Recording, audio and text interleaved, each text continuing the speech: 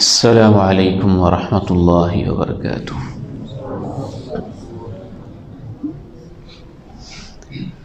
الحمد للہ رب العالمین، والصلاة والسلام علی اشرف الانبیاء وخاتم المرسلین، اشہد ان لا الہ الا اللہ وحدہ لا شریک لہ، واشہد ان محمدا عبدہ ورسولہ، صلی اللہ علیہ وعلی آلہ وصحبہ وسلم، اما بعد، فاعوذ باللہ السمیع العلیم من الشیطان الرجیم، من ہمزہ ونفخہ ونفثہ، بسم اللہ الرحمن الرحیم۔ فأما من أعطى واتقى وصدق بالحسنى فسنيسره لليسرى، وأما من بخل واستغنى وكذب بالحسنى فسنيسره للعسرى، وما يغني عنه ماله إذا تردى، إن علينا للهدى وإن لنا للآخرة والأولى۔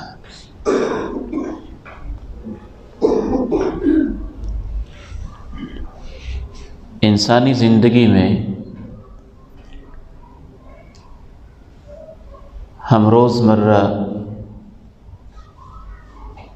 اور اکثر و بیشتر اس بات کا مشاہدہ بھی کرتے رہتے ہیں، اور ہمیں اس کا یقین بھی ہے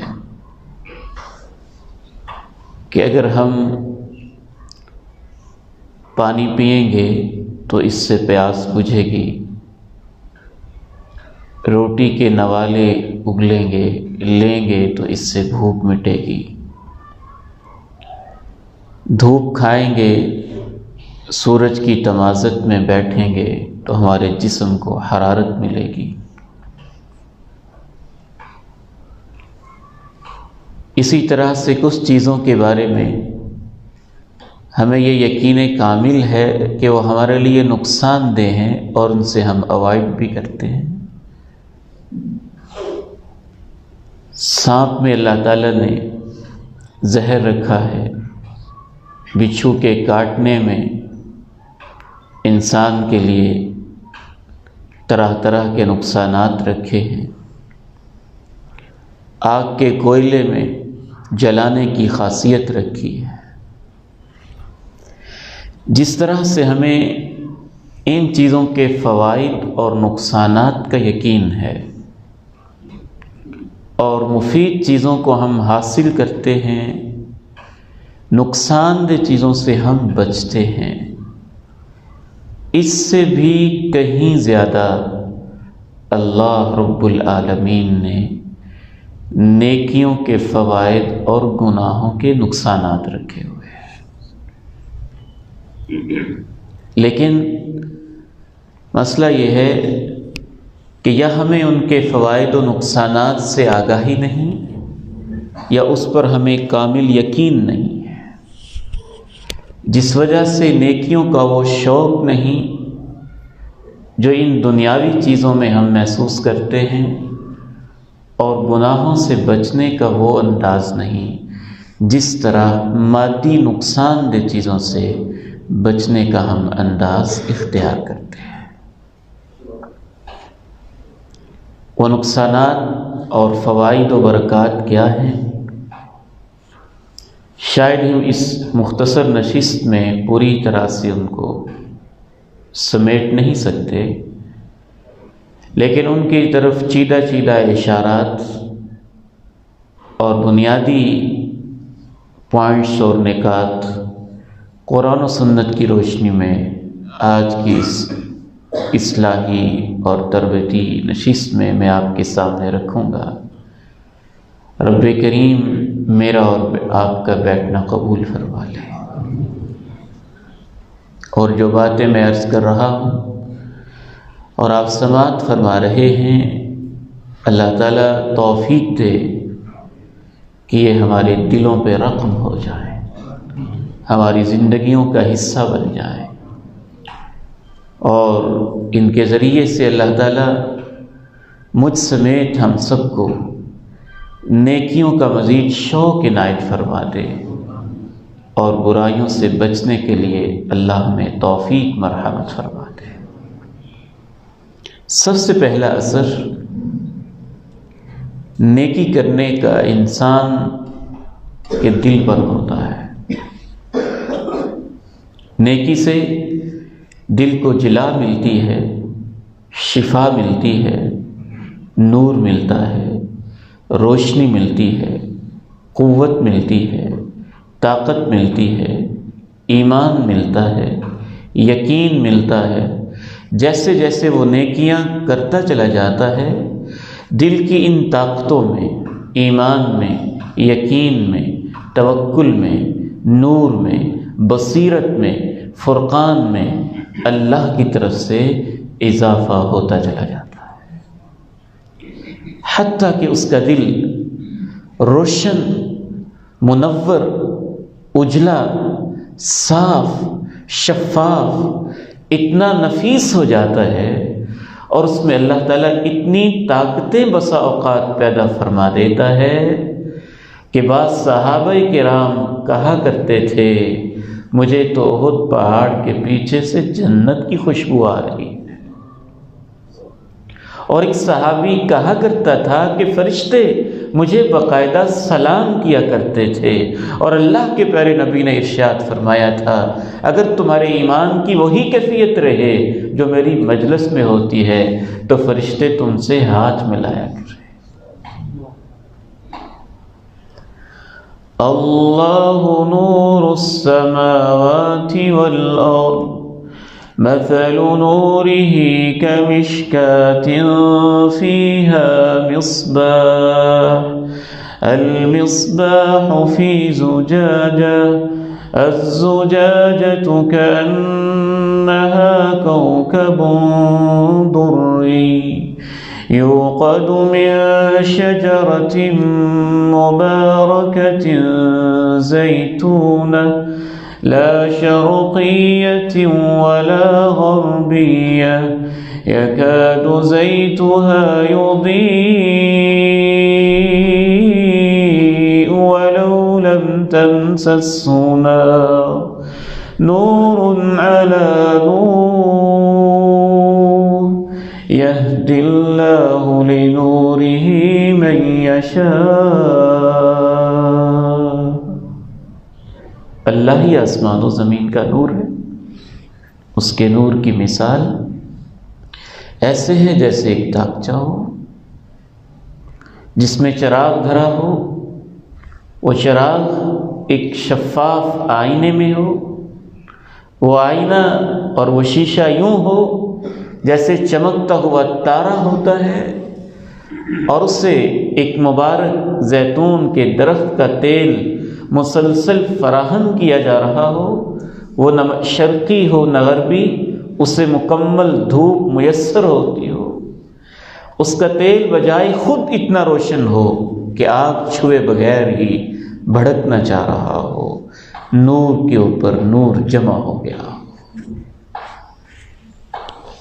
مفسر قرآن حضرت عبداللہ ابن عباس رضی اللہ تعالی عنہما ارشاد فرماتے ہیں کہ یہ مثال اس بندہ مومن کے دل میں پیدا ہونے والے نور کی ہے جو اللہ کی اطاعت کی وجہ سے اللہ بندہ مومن کے قلب اطہر میں پیدا کرتا ہے، وہ منور ہو جاتا ہے۔ کبھی تو ایسا منور ہوتا ہے کہ اللہ اپنے اس بندے کو، کائنات کے امام کو، دونوں جہانوں کے سردار کو سراج منیرہ کہہ دیتے ہیں۔ یہ پیغمبر تو ہدایت کا، ایمان کا روشن سورج ہے جس سے پوری دنیا کو روشنی ملتی ہے۔ اس کے برعکس گناہ کا سب سے پہلا اثر بھی میرے اور آپ کے دل پر ہوتا ہے۔ ایک داغ لگتا ہے، ایک دھبا لگتا ہے، ایک سیاہی سی لگتی ہے، ایک پوائنٹ، ایک نقطہ لگتا ہے۔ انسان اگر اور گناہ کرے تو داغ بڑھ جاتا ہے، اور خطا کرے داغ بڑھتے جاتے ہیں، اور جرائم کرتا چلا جاتا ہے، دبے بڑھتے چلے جاتے ہیں، حتیٰ کہ وہ وقت آ جاتا ہے کہ اس کے پورے کا پورا دل داغدار اور زنگ آلود ہو جاتا ہے۔ کلا بل ران علی قلوبہم ما كانوا یکسبون کلا انہم عن ربهم يومئذ لمحجوبون ثم إنهم لصالو الجحیم۔ ان کے دلوں پر انہی کی کمائیوں کے زنگ چڑھ گئے ہیں۔ کلا انہم عن ربهم یومئذ لمحجوبون، آگاہ ہو ان کے زنگ آلود دل اتنے زنگ آلود ہو گئے ہیں کہ روز محشر ان کو اپنے رب کے دیدار سے محروم رکھا جائے گا، کیونکہ قیامت والے دن اللہ کا دیدار اس قلب کو نصیب ہوگا، اس دل کو نصیب ہوگا جو دل منور ہوگا، روشن ہوگا۔ کبھی اتنا زنگ آلود ہوتا ہے کہ قرآن مجید کہتا ہے وہ پتھر کی طرح ہو جاتا ہے، کبھی اتنا زنگ آلود ہوتا ہے کہ ٹیڑھا ہو جاتا ہے، کبھی اتنا زنگ آلود ہوتا ہے کہ الٹا ہو جاتا ہے، کبھی اتنا زنگ آلود ہوتا ہے کہ دل اندر سے ویسے ہی نابینا ہو جاتا ہے، اس کی حق و باطل پہچاننے، برائی اور اچھائی کے پہچاننے کی صلاحیت ویسے ہی ختم ہو جاتی ہے۔ کبھی اتنا زنگ آلود ہوتا ہے کہ وہ مر جاتا ہے اور انسان انسانیت کی صف سے نکل جانوروں کی صفوں میں شامل ہو جاتا ہے۔ یہ ایک علیحدہ موضوع ہے مستقل۔ دل کی کیفیات نیکی اور برائی کے لحاظ سے اس وقت صرف ہم اس کی طرف اشارہ ہی کر سکتے ہیں۔ اور آخری سٹیج یہ ہوتا ہے کہ پھر دل کے اوپر مہر لگ جاتی ہے اور ہدایت کے دروازے بند ہو جاتے ہیں۔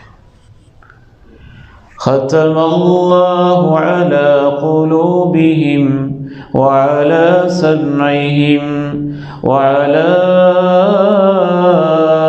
ابصارہم غشاوہ ولہم عذاب عظیم۔ ان کے دلوں پہ مہر سخت ہو چکی ہے اللہ کی طرف سے، ان کے کانوں پہ، ان کی آنکھوں پہ پردے چڑھے ہوئے ہیں اور ان کے لیے بڑا عذاب ہے۔ تو سب سے پہلا اثر دل پر ہوتا ہے۔ دوسرا اثر نیکی اور برائی کا ہماری اس مادی دنیا پر بھی ہوتا ہے۔ اس اصول کو ہم مکافات عمل کا اصول کہتے ہیں، اور یہ ایسا بین الاقوامی مسلمہ اصول ہے کہ قرآن مجید اس نیکی اور برائی کے اثر سے تو بھرا پڑا ہے۔ پوری کی پوری تاریخ کی تعبیر قرآن مجید اس انداز سے کرتا ہے، کاش کہ ہسٹری پڑھنے والے ہمارے اسٹوڈنٹس اور ہمارے پڑھانے والے پروفیسرز اور دوست احباب کو اگر وہ تصور تاریخ مل جائے جو قرآن مجید پیش کرتا ہے تو ان کے تاریخ پڑھنے کا انداز بدل جائے گا۔ حضرت نوح کے دور بلکہ حضرت آدم کے دور سے لے کے اللہ کے پیغمبر کے عہد مبارک تک اور آپ کے عہد مبارک سے لے کے قیامت تک قرآن مجید تاریخ کا تصور ہی یہ پیش کرتا ہے کہ پوری کی پوری اقوام اور پوری کی پوری جتنی بھی دنیا کی تاریخ ہے وہ نیکیوں اور برائیوں سے بھری پڑی ہے، اور ان نیکیوں اور برائیوں کے ان معاشروں میں خطرناک اثرات ہوئے ہیں۔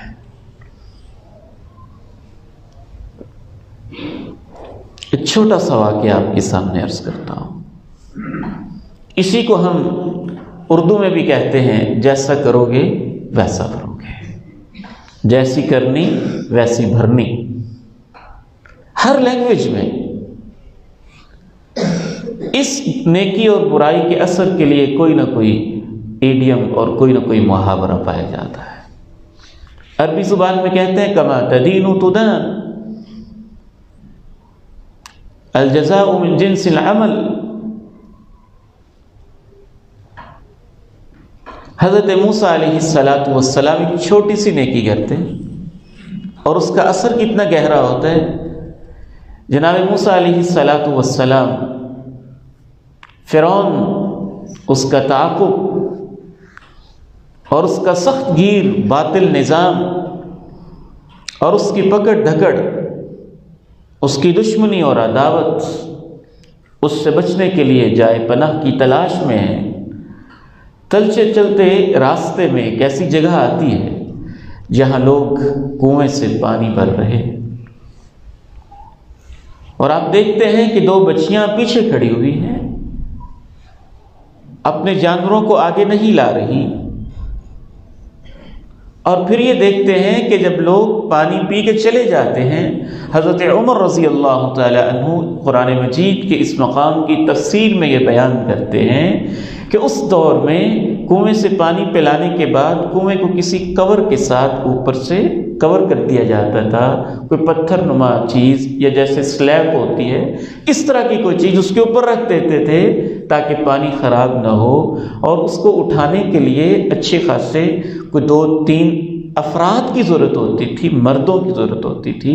وہ پتھر یا سلیب نما چیز اتنی بھاری ہوتی تھی۔ وجد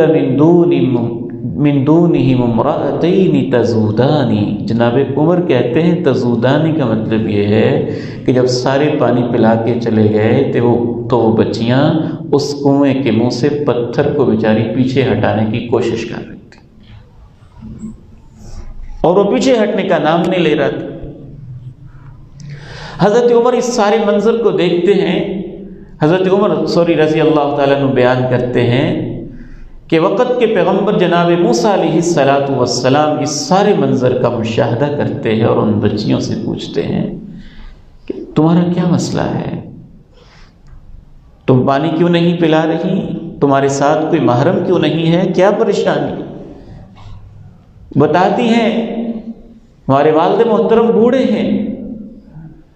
اور ہم یہاں خود اپنے جانوروں کے ساتھ آئی ہوئی ہیں۔ جناب موسیٰ علیہ السلام ان کے جانوروں کو پانی پلاتے ہیں، وہ خوب پیٹ بھر کے پانی پیتے ہیں،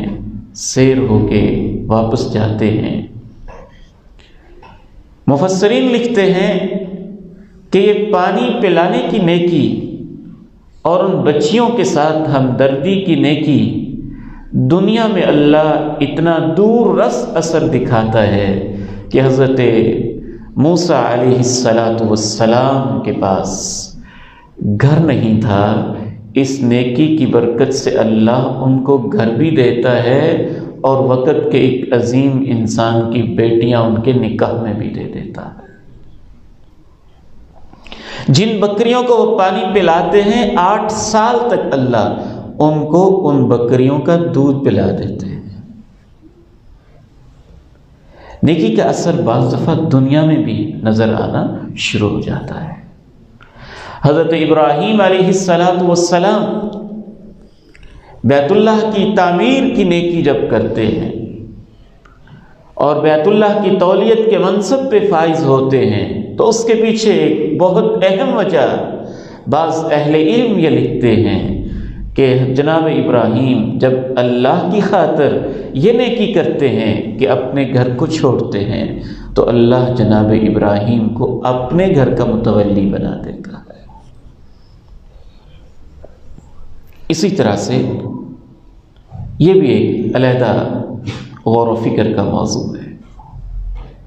برائی کا اثر بھی بعض دفعہ دنیا میں انسان دیکھ لیتا ہے، اور جو اس نے دوسروں کے سامنے گڑھے کھودے ہوتے ہیں ایک وقت کبھی وہ آتا ہے کہ اسی کے اندر اس کو گرنا پڑتا ہے۔ حضرت سعد رضی اللہ تعالی عنہ کے ساتھ ایک خاتون کا ایک جھگڑا ہو جاتا ہے زمین کے معاملے میں۔ ایک وقت وہ آتا ہے کہ وہ خاتون اندھی بھی ہو جاتی ہے اور اسی زمین کے اندر کسی گڑھے میں گر کے مر کھپ بھی جاتی ہے۔ نیکی کا تیسرا اثر میرے اور آپ کے جسم پر ہوتا ہے۔ بعض دفعہ نیکیوں کی برکت سے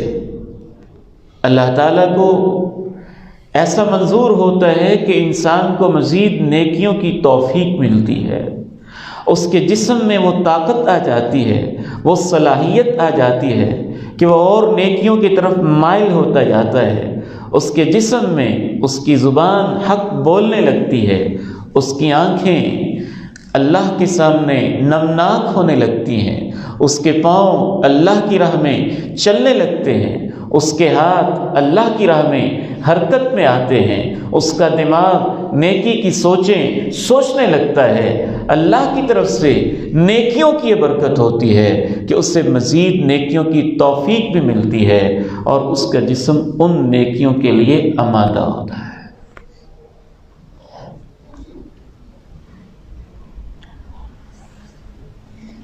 اسے اللہ تعالیٰ نے قرآن مجید میں بیان کیا ہے، اور اس کے برعکس گناہوں کا اثر یہ ہوتا ہے کہ اس کا جسم گناہوں کا عادی ہو جاتا ہے، اور ایسا عادی ہوتا ہے کہ ایک گناہ کے بعد دوسرا، دوسرے کے بعد تیسرا، تیسرے کے بعد چوتھا، چوتھے کے بعد پانچواں، گناہوں پہ گناہ کرتا چلا جاتا ہے، اور کرتے کرتے اس قدر عادی ہو جاتا ہے کہ اس کے لیے گناہ کرنا آسان اور نیکی کرنا مشکل ہو جاتا ہے۔ چور جب پہلے دن چوری کے لیے نکلتا ہے تو اس کے جسم میں چوری کی وہ صلاحیت نہیں ہوتی جو 20 سال کے بعد پیدا ہو چکی ہوتی ہے، اور اس کے دل کی بھی وہ کیفیت نہیں ہوتی جو پہلے دن تھی۔ اس اصول کو اللہ تعالیٰ نے خصوصی طور پر سورہ اللیل میں بیان کیا ہے، اور سورہ الشمس میں بھی اس کی طرف اشارہ کیا ہے، اور اسی سورہ مبارکہ کی چند آیات میں نے شروع میں تلاوت کی تھی۔ وَاللَّيْلِ إِذَا يَغْشَى وَالنَّهَارِ إِذَا تَجَلَّى وَمَا خَلَقَ الذَّكَرَ وَالْأُنثَى إِنَّ سَعْيَكُمْ لَشَتَّى فَأَمَّا مَنْ أَعْطَى وَاتَّقَى وَصَدَّقَ بِالْحُسْنَى فَسَنُيَسِّرُهُ لِلْيُسْرَى وَأَمَّا مَنْ بَخِلَ وَاسْتَغْنَى وَكَذَّبَ بِالْحُسْنَى فَسَنُيَسِّرُهُ لِلْعُسْرَى وَمَا يُغْنِي عَنْهُ مَالُهُ إِذَا تَرَدَّى إِنَّ عَلَيْنَا لَلْهُدَى۔ قسم ہے رات کی جب وہ چھا جائے، قسم ہے دن کی جب وہ روشن ہو، قسم ہے مذکر و مؤنث کی، قسم ہے مذکر و مؤنث کی تخلیق کی، قسم ہے مذکر و مؤنث کے خالق کی۔ ان سعیکم لشتی، تمہاری کوششوں کے میدان مختلف ہیں۔ تم صبح اپنے گھروں سے نکلتے ہو تو شام تک تمہارے میدان مختلف ہیں، کوششیں مختلف ہیں، حرکت مختلف ہے، انداز مختلف ہے۔ فَأَمَّا مَنْ أَعْطَى وَاتَّقَى وَصَدَّقَ بِالْحُسْنَى، جس شخص کی کوششوں کا مرکز و محور یہ ہے کہ اللہ کی راہ میں کچھ نہ کچھ دیتا رہے، جس کے دل کے اندر اللہ کا خوف پایا جاتا ہے، جو سچی باتوں کو تسلیم کر رہا ہے، فَسَنُيَسِّرُهُ لِلْيُسْرَى، ہم اس کے لیے نیک راہیں، آسان راہیں مزید آسان کرتے چلے جاتے ہیں۔ وَأَمَّا مَنْ بَخِلَ وَاسْتَغْنَى، جو شخص بخیل بنا بیٹھا ہے، لاپرواہی اختیار کر رہا ہے، وَكَذَّبَ بِالْحُسْنَى،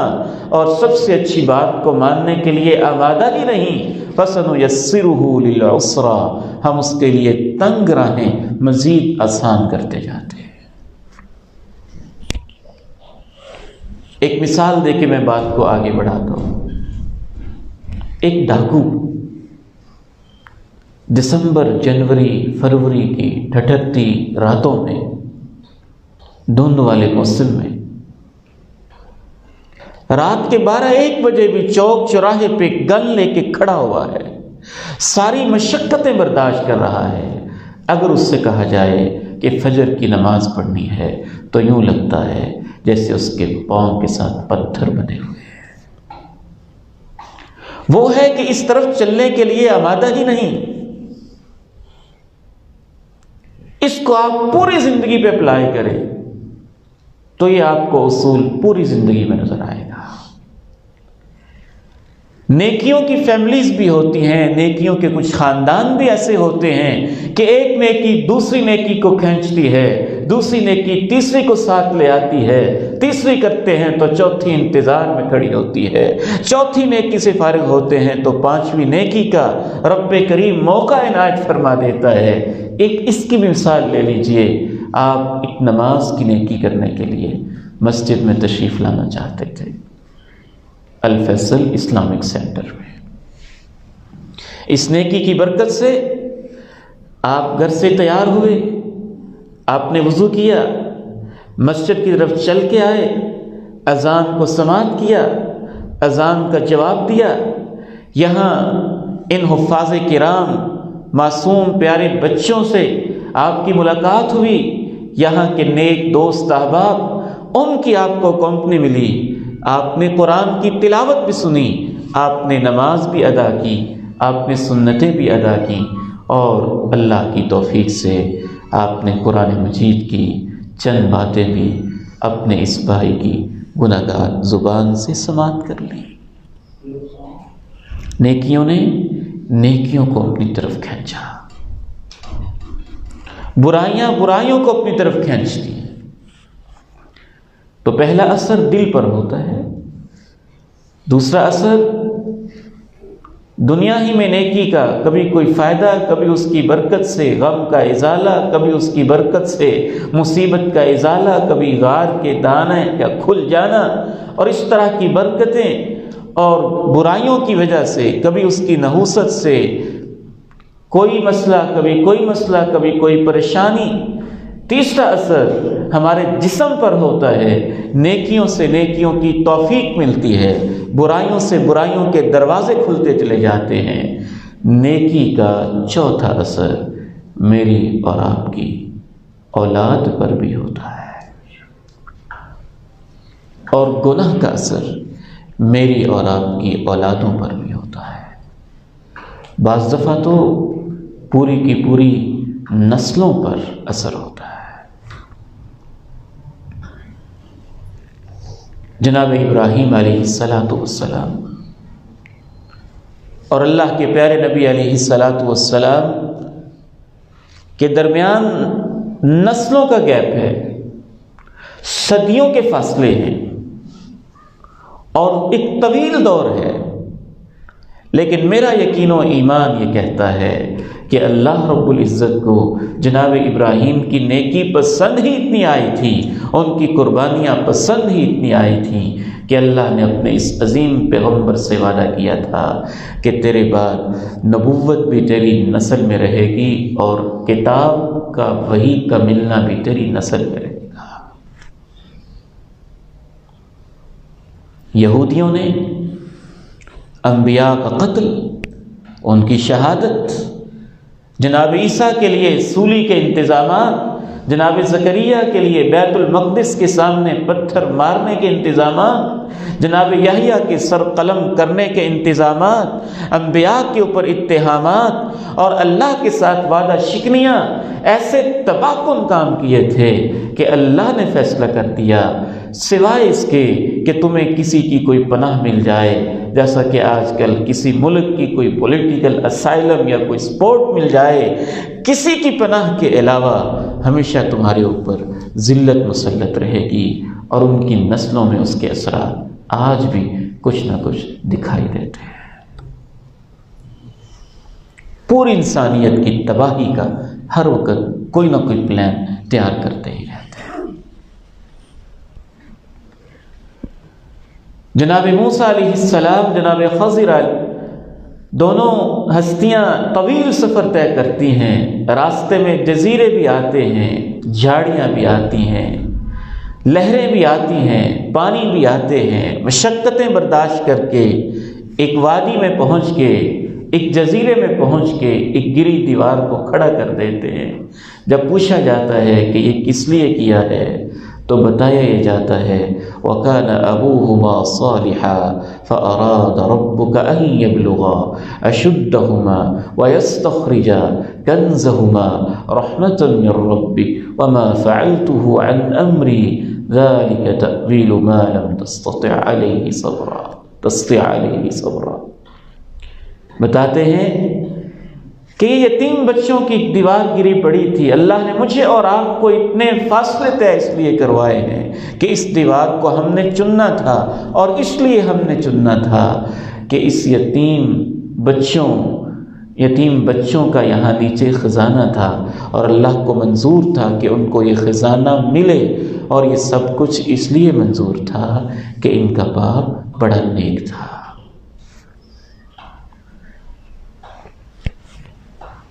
گناہوں اور نیکیوں کا اثر دل پر ہوتا ہے، جسم پر ہوتا ہے، توفیق کے لحاظ سے ہوتا ہے۔ گناہوں اور نیکیوں کا اثر اتنا گہرا ہوتا ہے کہ بعض دفعہ وہ اثر دنیا میں بھی دکھائی دیتا ہے، اور ان کا چوتھا اثر ہماری اولادوں اور نسلوں پر ہوتا ہے۔ ایک اسرائیلی روایت ہے، حدیث نہیں ہے، نہ ہی وہ قرآن مجید کی کوئی آیت ہے، آپ اس سے اتفاق و اختلاف کر سکتے ہیں۔ امام ابن قیم رحمہ اللہ لکھتے ہیں کہ بعض سابقہ کتابوں کے اندر یہ لکھا ہوا تھا کہ اذا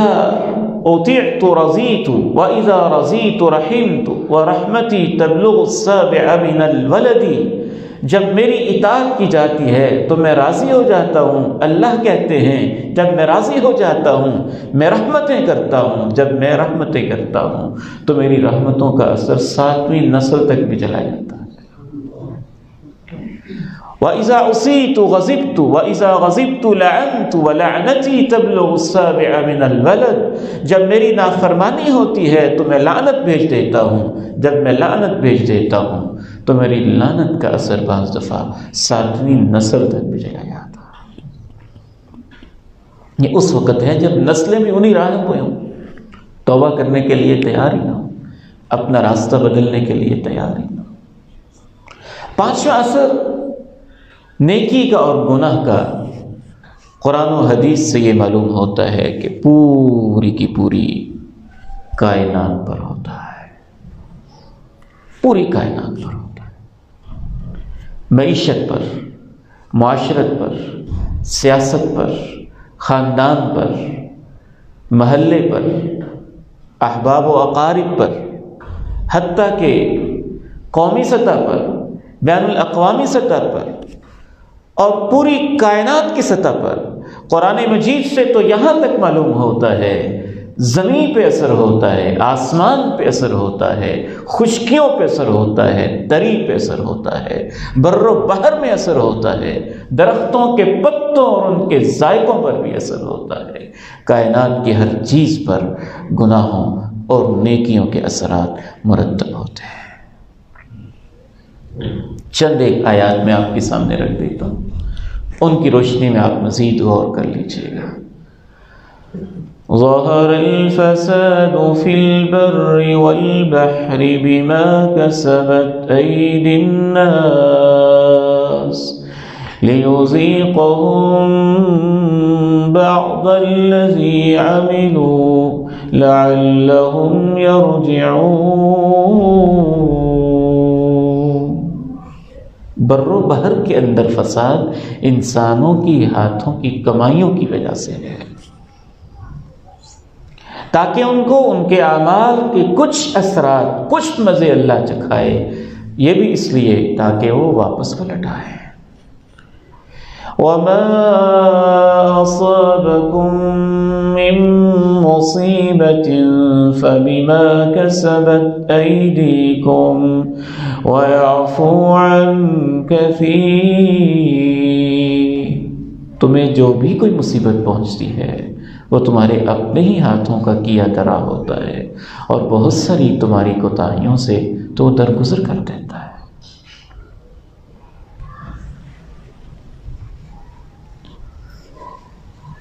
اللہ کے نبی علیہ السلام کی محنت کے بعد پوری دنیا کے حالات کیسے بدلے تھے؟ خلفائے راشدین کی قیادت کے بعد جناب عمر بن عبدالعزیز کے دور میں معاشی حالات کیسے چینج ہوئے تھے کہ لینے والے تھے اور دینے والا کوئی نہیں تھا. اور جب سے معاشرے میں برائی کا چلن ہوا ہے تو حالات کس طرح سے بدلے ہوئے ہیں، اور قیامت تک برائی میں اضافہ ہوتا جانا ہے، اور درمیان میں جو وہ ایک خاص دور آنا ہے اس کے اندر کیا کیا برکتیں ہونی ہیں، ان سب سے قرآن و حدیث بھرے پڑے ہیں. امام ابن قیم الجوزیہ رحمہ اللہ تعالی تو یہاں تک لکھتے ہیں کہ قوم عاد کے اوپر اللہ کی طرف سے عذاب آتا ہے اگر ہواؤں کے جھکڑ چلتے ہیں تو انسانوں کے گناہوں کی وجہ سے تند و تیز قسم کے سیلاب آتے ہیں. قوم نوح پہ تو ان کے گناہوں کی وجہ سے چیخ چنگھاڑ آتی ہے تو ان کے گناہوں کی وجہ سے قوم لوط کو اگر آسمانوں تک اٹھا کے زمین پہ پٹک دیا جاتا ہے اور پتھروں کی بارش ہوتی ہے تو ان کے گناہوں کی وجہ سے قرآن مجید تو پوری تاریخ کا تصور ہی یہ پیش کرتا ہے. چھٹا اثر، آخری انشاءاللہ 5-7 منٹ میں میں اپنی گفتگو کو کلوز کرتا ہوں.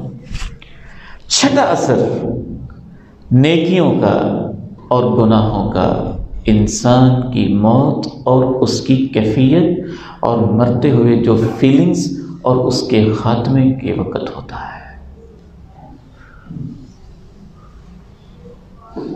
یہاں پر بھی میں اس عظیم امام کا ایک خوبصورت قول نقل کرنا چاہوں گا. امام ابن قیم الجوزیہ رحمہ اللہ تعالی فرماتے ہیں ایک شدت الموت ہے اور ایک حسرت الفوت ہے.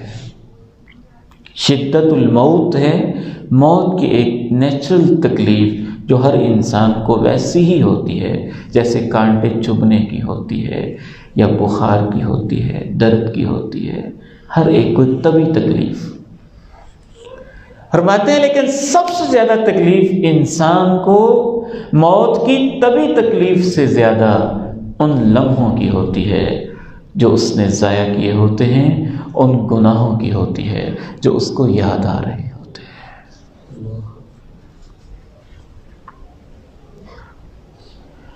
رب ارجعون لعلی أعمل صالحا فيما ترك كلا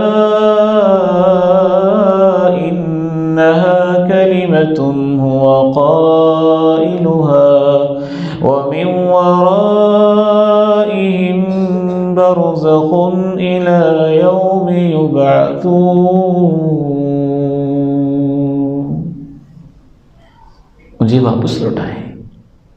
میں کچھ نیکیاں کر لوں. قطعاً نہیں، تیرے منہ کا بول ہے جو تو نکال رہا ہے. آج تجھے واپس لے جایا جا رہا ہے. تیرے اور دنیا کے درمیان اس وقت تک ایک پردہ ہے جب تک تجھے دوبارہ نہیں اٹھایا جائے گا. یہ اس کو جواب دیا جاتا ہے. وَلَوْ تَرَى إِذِ الظَّالِمُونَ فِي غَمَرَاتِ الْمَوْتِ وَالْمَلَائِكَةُ بَاسِطُو أَيْدِيهِمْ أَخْرِجُوا أَنفُسَكُمْ الْيَوْمَ تُجْزَوْنَ عَذَابَ الْهُونِ بِمَا كُنتُمْ تَقُولُونَ عَلَى اللَّهِ غَيْرَ الْحَقِّ وَكُنتُمْ عَنْ آيَاتِهِ تَسْتَكْبِرُونَ. کاش تم دیکھ پاؤ جب ظالم موت کی بے ہوشیوں میں ہوتے ہیں تو ان کے ساتھ کیا ہو رہا ہوتا ہے. فرشتوں نے اپنے ہاتھ پھیلائے ہوتے ہیں ان کو سزا دینے کے لیے، اور ان سے کہہ رہے ہوتے ہیں نکالو اپنی روحوں کو، آج تمہیں ذلت کی سزائیں دی جائے گی، اس وجہ سے کہ تم ناحق باتیں کہتے تھے اور تم اللہ کی آیات سے تکبر کرتے ہوئے منہ موڑ لیتے تھے۔ ساتواں اثر انسان کی قبر پر ہوتا ہے۔ امام غزالی رحمہ اللہ تعالی فرماتے ہیں کہ قبر کے سانپ اور بچھو دراصل انسان کے برے اعمال ہی تو ہوتے ہیں۔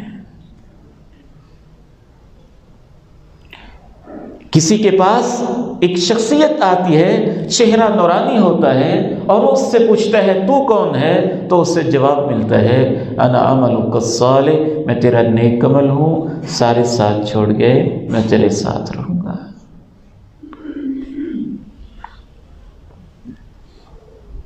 آٹھواں اثر میدان محشر میں ہوتا ہے، اور میدان محشر میں تو بہت گہرے اثرات ہوتے ہیں۔ ہر گناہ کا اثر، ہر نیکی کا اثر شریعت نے بتا دیا ہے۔ یہ قرآن کی تلاوتیں، یہ سورہ بقرہ، سورہ آل عمران چمکتے دمکتے نور تاروں کی طرح قیامت کے دن آئیں گی۔ انسان نے اگر قرآن کی تلاوت کی ہوئی ہے تو کبھی ابر کا ٹکڑا بن کے، کبھی بادل کا سایہ بن کے، کبھی پرندوں کا جھنڈ بن کے اس کے سر کے اوپر یوں منڈلا رہے ہوں گے، محبت کا اظہار کر رہے ہوں گے۔ جو اس نے صدقہ و خیرات کیا ہے اس کے لیے سایہ بن رہا ہوگا، جو اس نے عفت و طہارت اختیار کی ہے اس کے لیے عرش کا سایہ بن رہا ہوگا۔ کبھی اس کو نور کا منبر مل رہا ہے، کبھی کستوری کے ٹیلے مل رہے ہیں، کبھی اللہ کے پیغمبر کے حوض کوثر سے جام کوثر نصیب ہو رہے ہیں۔ اس کے برعکس کبھی اس کے پیٹ سے آگ نمودار ہے، کبھی اس کی زبان میلوں لمبی پھیلی ہوئی ہے، اور میدان محشر میں لوگ اس کو رونتے چلے جا رہے ہیں۔ کبھی اس کو اندھا اور نبینا کر کے اٹھایا جا رہا ہے، کبھی اس کو ایک خون کی نہر کے اندر غوطے لگانے پڑ رہے ہیں، کبھی کیا کیفیت اور کبھی کیا کیفیت۔ ہر گناہ کی علیحدہ علیحدہ سزائیں اور نیکی کی برکتیں قرآن و حدیث ان سے بھرے پڑے ہیں۔ آٹھواں اثر پل صراط سے گزرتے ہوئے ہے۔ نیکیاں کرنے والا انسان جس قدر نیکیوں کی رفتار اس کی تیز ہے اتنی تیزی کے ساتھ گزرتا چلا جا رہا ہے، اور گناہوں کے بوجھ کے اندر بیچارہ دبا ہوا انسان کبھی گرتا ہے کبھی اٹھتا ہے، کبھی گرتا ہے کبھی اٹھتا ہے۔ نواں اثر حساب و کتاب کے وقت نظر آئے گا، اور دسواں اور سب سے آخری اثر آج کی اس نشست اور گفتگو کے حوالے سے جنت اور جہنم، وہ اصل میں گناہوں اور نیکیوں کے ہی اثرات ہیں۔ امام سفیان ابن عیینہ